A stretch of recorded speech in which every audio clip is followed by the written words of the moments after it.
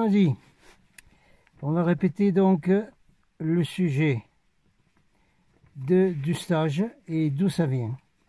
Alors, une histoire, voilà, un message du chef Storningel Eagle, qui est un Yankton. Hein. On ne dit pas Sioux, Sioux c'est un mot pas sympa utilisé par les Blancs, c'est Yankton. Alors, on répète un peu tout ce que nous dit Storningelk. Pour marcher sur la Konguluta, qui est la voie rouge, la Red Road, avec le Kapi Oyate. Le Kapi Oyate. Ouais, j'ai pas l'accent la côte désolé. Le Kapi Oyate. C'est-à-dire les nations des étoiles, c'est-à-dire nos frères et sœurs des étoiles. Donc, pour marcher sur la voie rouge avec les nations des étoiles, frères et sœurs de l'espace, on concentre sa vie sur l'esprit. Il s'agit de vivre et de rêver. Vous savez que les Indiens d'Amérique, ils appellent ça le rêve. On rêve son rêve, on rêve sa vie. Ça veut dire fonctionnement quantique, hein, on crée sa vie avec là. Et pour agir avec les étoiles, pendant que nous sommes sur notre mer, Unsimaka, c'est le nom indien de la terre, qui est un joyau émeraude dans l'univers. Konko Waksope Okasa. Ok. Alors, l'historique. C'est une histoire. Un jour d'hiver en 1995, sur une montagne dans le Wyoming, qui s'appelle Eakainazen, Storningelk, qui est un Dakota Yankton, était en train de prier pendant le jeûne de 4 jours qu'ils ont l'habitude de faire, que faisait Sitting Bull et Crazy Horse avant d'aller faire la bataille avec l'autre tueur, la Custer. Alors il faisait donc son jeûne qui s'appelle un bleka. Alors il priait pour recevoir des bénédictions, des guidances sur ce qu'ils appellent un hôtel des étoiles, parce que ça fait très longtemps que les Dakota ont des hôtels qui fonctionnent avec les étoiles, hein, et il faisait la façon elk c'est un animal de la Chanopawakan, la pipe sacrée. Alors, à un moment donné, il a été visité dans ce qu'ils appellent le Dream Time, c'est-à-dire ce rêve, ces visions qu'on a quand on est justement à faire des vision quest, quête de vision comme ça, où on ne mange pas et en principe on ne boit pas. Alors, il a été visité en rêve d'abord par les nations des étoiles, le Kapeoyate, bon, voilà, qui lui ont montré une grande barre d'apparence métallique avec des signes dessus. Alors, il a commencé à recevoir des instructions télépathiques, Storningelk, et c'est parti pour un tour dans l'aventure donc de Storningelk et de tout ce qu'il a créé après. Plus tard, dans une conférence UFO à Mesquite dans le Nevada, où il est arrivé par hasard, trop l'ont raconté. D'ailleurs, j'ai raconté dans d'autres vidéos qu'on mettra plus tard. Alors, les mêmes symboles stellaires ont été présentés par tous les conférenciers, ufologues, etc. Hein, tous ceux que je connais, qui étaient avec moi dans les conventions, les grandes conventions internationales qui étaient principalement en Allemagne, un peu au Danemark aussi. Alors, donc ont été montrés sur scène, sur écran, les symboles, les mêmes que lui, on lui avait montré par des nations des étoiles. Mais Storningelk a compris là, que les interprétations des symboles qui étaient données par les conférenciers ufologues, les grands Manitou de l'ufologie mondiale, n'est-ce pas, c'était incomplet et beaucoup étaient faux. Alors il a dit ça ne va pas, moi il me faut plus de guidance là-dessus. En revenant dans le Dakota du Sud, Storningelk a commencé une série de cérémonies en demandant l'aide de sa tribu, hein, en utilisant l'autel de danse du soleil avec son petit-fils Dearman et en utilisant les Nipi, la tentation, Sweat Lodge. Alors très rapidement, dans cette cérémonie de tentation, Sweat Lodge, un enseignant est venu en esprit qui s'appelle Ista Wanzi, One Eye, qui a interprété un à un, tous les symboles avec des cérémonies qui ont duré longtemps. C'est un gros travail, ça n'a rien à voir avec le channeling du New Age qui est du pipeau. Là, c'est du gros travail solide que font les Indiens depuis très longtemps.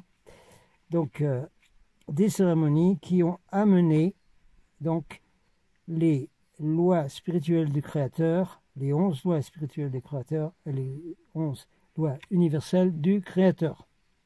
Créateur chez les Indiens, c'est Grandmother Spider, hein. C'est féminin, Créateur. Alors, les enseignements de ces cérémonies ont commencé donc tout un matériel qui s'appelle Maka Wakapi Wakahan.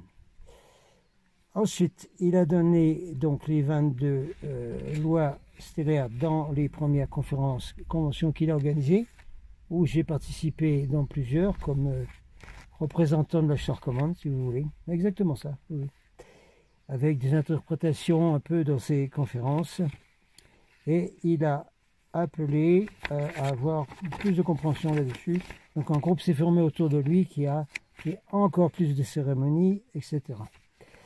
Donc plus tard, Stony Elk, Pathfinder, Silver Star, il y a des Cherokees, d'autres tribus qui se sont mis ensemble, qui ont recommencé de grandes cérémonies, toujours avec la Chanupa, Wakahan, la pipe sacrée, etc. Et puis aussi, bien sûr, les Sweat Lodge, hein, pour appeler l'esprit ce qu'ils appellent les grands-mères et les grands-pères. Hein, c'est les sages indiens qui sont dans le monde de l'esprit, mais qui en fait souvent sont avec les frères de l'espace. Dans un de mes livres, j'ai mis un message de Cochise qui se trouve dans un vaisseau mère de notre flotte, hein, par exemple. Alors, les messages de cérémonie représentaient donc les enseignements de la Confédération Galactique donnés au peuple de la Terre.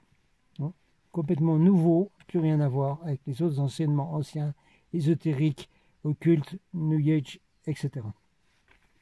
Environ 70 guides, hein, à la fois qui s'occupent de la Terre, qui viennent des étoiles et qui viennent de mondes très hauts en dimension, hein, sont venus donner toutes les explications des lois universelles et des lois spirituelles, qui sont 11 et 11, ça fait total 22. Voilà, une petite pause là. Allez, on continue notre histoire des Indiens d'Amérique, de ceux qui sont extrêmement progressifs, qui sont en fait des volontaires des étoiles incarnés sur Terre, comme nous. Simplement, ils sont incarnés dans des tribus indiennes. Voilà. Alors, des conventions, des rassemblements ont continué, et petit à petit, les chefs de toutes les tribus sont venus. J'en ai connu donc un certain nombre, y compris les chefs Hopi de toutes les tribus. Alors, pour pouvoir partager les enseignements de ce qu'ils appellent les Tonkashila, les grands-pères, ils les appellent les Tonkashila, et les Unki, c'est les grands-mères, les grands-mères. Donc il y en a qui sont venus, donc des grands-pères, des grands-mères sont venus de toutes les tribus indiennes pour aider. Et avec la connaissance spirituelle des nations des étoiles, qui était donnée donc au peuple de l'Amérique et du monde. Alors un certain nombre d'hommes médecines, comme on les appelle, qui venaient de toutes les tribus, ont tous été d'accord qu'il était temps, parce qu'on arrivait à l'accomplissement des prophéties que les Indiens ont reçues depuis très très longtemps, et que ces enseignements étaient vitaux pour notre existence en tant que race humaine sur Terre. Eh bien un peu oui, parce qu'elle est mal barrée la race humaine sur Terre. Alors, donner les rêves, les visions des Tonkashila, ça va augmenter la fondation de nouvelles nations sur Terre. Comme par exemple en France, la famille jaune, c'est une nation. Oui. Hein. Et c'est un élément qui sera la fondation de ce qui a été appelé les 1000 ans de paix. Et ça, j'en parle dans d'autres vidéos, je vous explique un peu les différentes nouvelles terres, etc. Nous sommes tous une partie du cercle sacré des Indiens, qui s'appelle Hoop, H-O-O-P. Hein, et il y a besoin de beaucoup de guérison dans ce cercle, hein, d'énergie et d'esprit, y compris humain, mais de la nature. Et ceci, c'est un effort humble de notre part à tous, pour que la 7e génération, parce que les Indiens parlent toujours de la 7e génération, c'est-à-dire nos petits-enfants et ceux qui sont nés plus tard, puissent survivre le prochain grand réveil sur la planète Terre. D'accord? On est tous reliés. Stony Elk, conseiller spirituel Dakota et chef de danse du soleil. Ouais. C'était la première annonce, première histoire, d'où ça vient, tous ces enseignements. Voilà, dans cette vidéo, on va faire un premier épisode hein, d'explication des enseignements des stages. Connaissance des étoiles avec le Capotan, n'est-ce pas? Tiens, puisque tout à l'heure j'ai parlé d'Apache, on va donner un message d'un Apache, hein, d'un Tonkashila Apache, Grandfather Bear Tata Ozo, c'est-à-dire grand-père ours, Tata Ozo, c'est son nom indien, qui est un homme médecine Apache côté Mexique, qui a donné ce qui suit dans une cérémonie de tenta sueur, et puis également une cérémonie qu'ils appellent là-bas Temazcal, côté mexicain des Apaches. Alors, voilà ce que dit Bear Tata Ozo, ours Tata Ozo. Eh bien, je ne sais pas si tu es encore sur la Terre, Grandfather Bear Tata Ozo, mais il faut que tu viennes nous aider ici parce qu'on nous tue nos ours ici. Hein. Il faut que tu viennes. C'est un animal sacré des Pyrénées, de l'Ariège, là. Hein. Un jeune ours qui a été tué par balle. Alors là, on a besoin des Apaches, là. Les Apaches, ils vont gueuler, vous allez voir. Wouh! Alors, les mots de grand-père Bear Tata Ozo. Je suis fier de m'appeler un Indio. C'est ce qu'ils disent, hein, côté mexicain. Je suis un Indien. Je suis un homme rouge. Yo soy indio. Yo soy hombre rojo. Alors ça a été donné dans une cérémonie un endroit qui s'appelle la Aguaji de la Tuna Kumai Indian Reservation, à côté de Tecate, au Mexique. À l'équinoxe de printemps, aux cérémonies équinoxe de printemps de mars 2012. Bon, il y avait 30 personnes dans la Sweat Lodge, hein, que ce soit des hommes, des femmes et des enfants. Hein. Les progressifs, ils mettent tout le monde. Hein. Donc, c'était le chef de la Sweat Lodge, donc Grandfather Bear Tata Ozo. Il a dit la suite. Il y a certains qui pensent que le mot Indian, c'est un mauvais mot. Et que nous devrions nous appeler native américaine, américain natif. C'est pas vrai, c'est pas ça du tout. C'est pas ça du tout. C'est pas ça du tout, ce qu'il dit Tata Ozo. Il met la palabra indio quiere decir indios. Indios. C'est un pays catalan par là-bas, hein, ou peut-être on va faire un village. Et quand on se salue aussi indio. En Dios, in God, Indio. Alors, il dit, pour moi, le mot Indio, ça veut dire in God, ça veut dire en Dieu. Indien veut dire en Dieu. Il y en a quelques-uns ici, dans la tentation, qui sont des Indios et qui ont des cœurs rouges. il y a des indios ici qui ont des cœurs d'hommes blancs.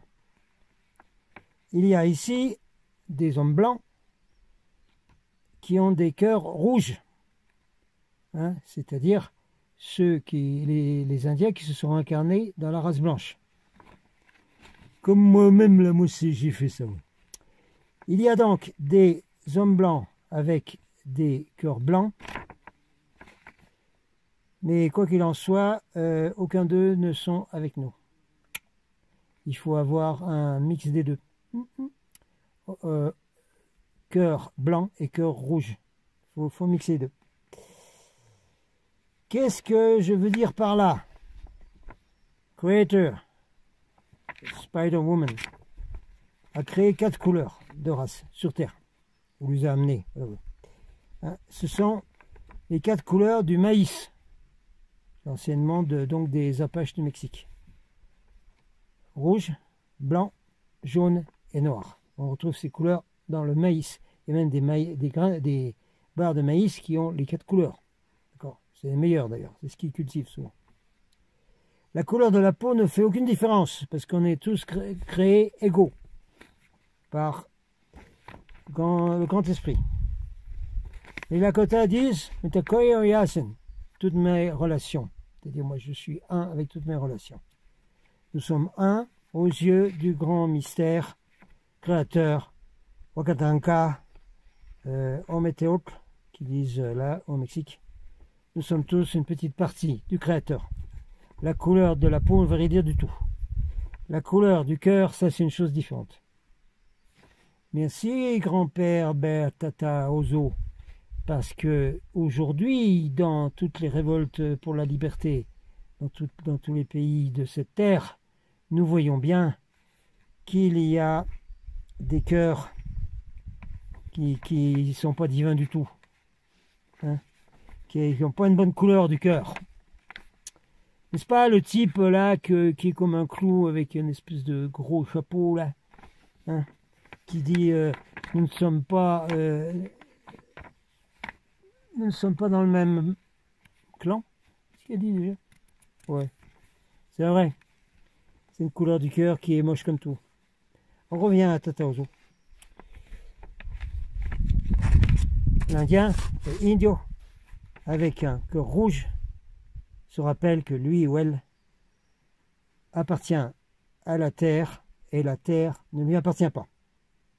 L'Indio se rappelle qu'il a été placé sur la terre pour prendre soin de la terre, pour prendre soin de l'air, de l'eau, de la peau de la terre, hein, inclus les rochers, les montagnes, les ressources minérales, les plantes, les animaux, les oiseaux, les poissons et tous les insectes qui sont tous une partie de la mère terre, et partie l'un des autres.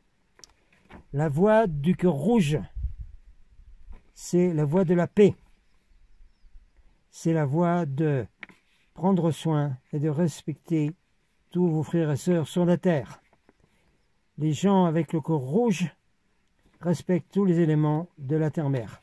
L'air, l'eau, le feu et la terre elle-même.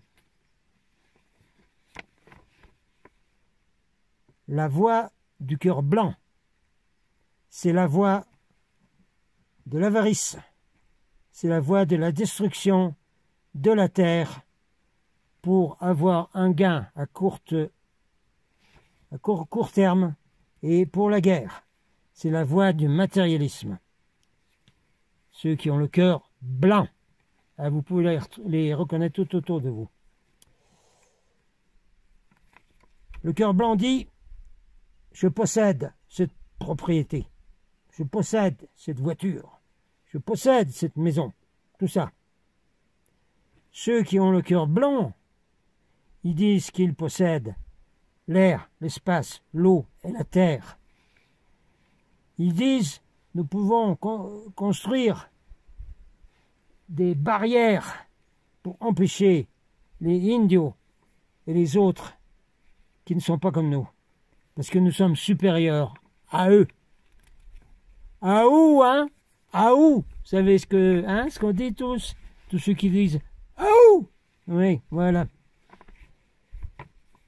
L'indio, qui a le cœur rouge, il dit, c'est le Créateur qui possède cette propriété, mais c'est à moi de m'en occuper.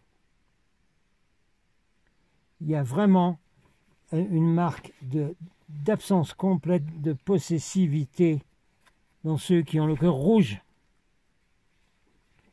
Le cœur blanc enseigne qu'on peut déranger, qu'on peut haïr tous ceux qui ont une couleur différente de peau, comme l'enfumage actuel de soi-disant racisme et des révoltes et tout ça.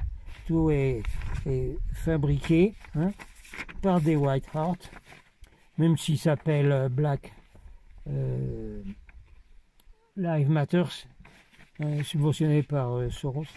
Alors, reviens à Tataozo, s'il te plaît. Oui. Alors, donc, l'enseignement des cœurs blancs, c'est de ne pas aimer ceux qui ont une couleur de peau différente, un langage différent, une culture différente, une religion différente. En particulier les religions non chrétiennes. Et les immigrés. Enseignement du cœur blanc, on n'aime pas les immigrés. Le cœur rouge comprend que nous sommes tous un et que nous sommes tous une petite partie du Créateur de l'univers. Nous ne sommes pas séparés. Les gens du cœur rouge, ils vivent dans un hoop, un cercle. Personne ne se met devant eux pour les commander. Personne ne se met derrière eux pour les diriger ou les posséder, comme le font les archons reptiliens. C'est moi qui dis ça. T'es ok, Tataozo? Ouais, ok.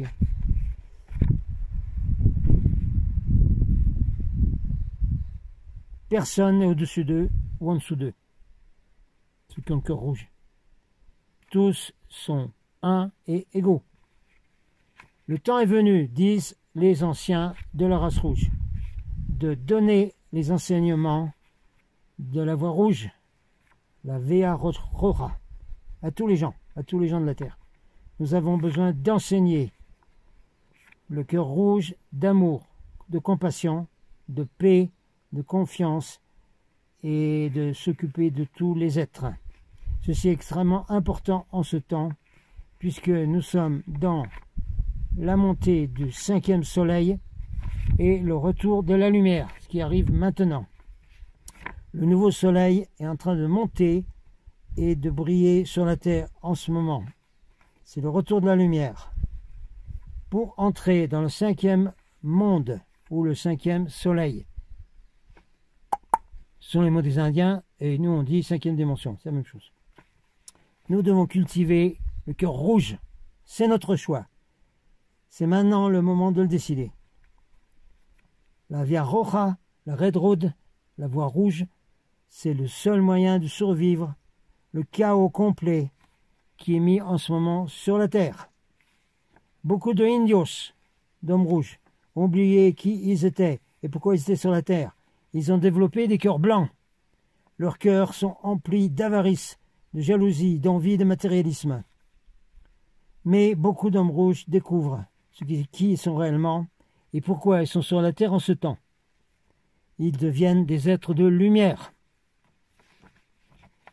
Il y a beaucoup de blancs, de noirs et de gens jaunes qui découvrent également la voie rouge. Ils apprennent qu'ils ont aussi des cœurs rouges et qu'ils laissent leur lumière briller sur la terre. Ceci n'est pas une religion. Excuse-moi, Albert. Vous entendez, surveillant, c'est pas une religion, ça. C'est un enseignement spirituel. La voie rouge a, dans ceux qui marchent sur cette voie rouge, sur la Red Road, sur la route rouge, il y a des chrétiens, des bouddhistes, des hindous, des musulmans et plein d'autres religions qui sont venus dedans. Beaucoup de groupes indigènes de toutes les parties du monde suivent la voie rouge et on le fait depuis des générations. Il peut y avoir des cultures indigènes qui sont également, comme les hommes blancs, quelques-uns, mais c'est pas la majorité. La voie rouge ne requiert pas que vous participiez dans des cérémonies amérindiennes ou que vous vous habillez avec des habits indiens, amérindiens. C'est la voie du cœur. Alors, dès que suffisamment de lumière plurielle, nous sommes tous des petites lumières, vont briller, les ténèbres vont disparaître de la terre. La lumière que nous attendons depuis si longtemps revient en ce moment et un monde glorieux est en train d'émerger. Nous sommes les peuples que vous avez attendus depuis si longtemps et que vous avez espéré depuis si longtemps. C'est nous, les nations des étoiles et ceux des nations des étoiles qui sont sur Terre. Message de Grandfather Bear Tataozo. Apache! Ouais, Apache! On va arrêter l'épisode là parce que l'orage arrive et la pluie arrive dans notre petit coin indio. Captain Hop.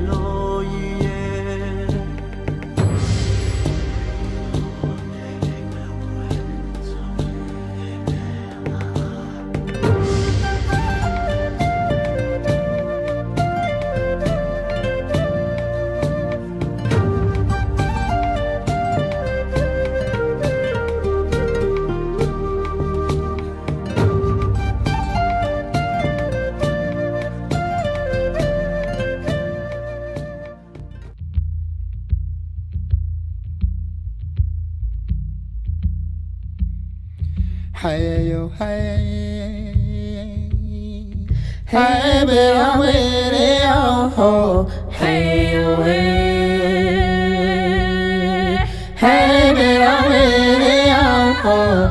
Hey yo hey, hey yo hey, hey be I'm with it oh. Hey yo hey, hey yo. Remember me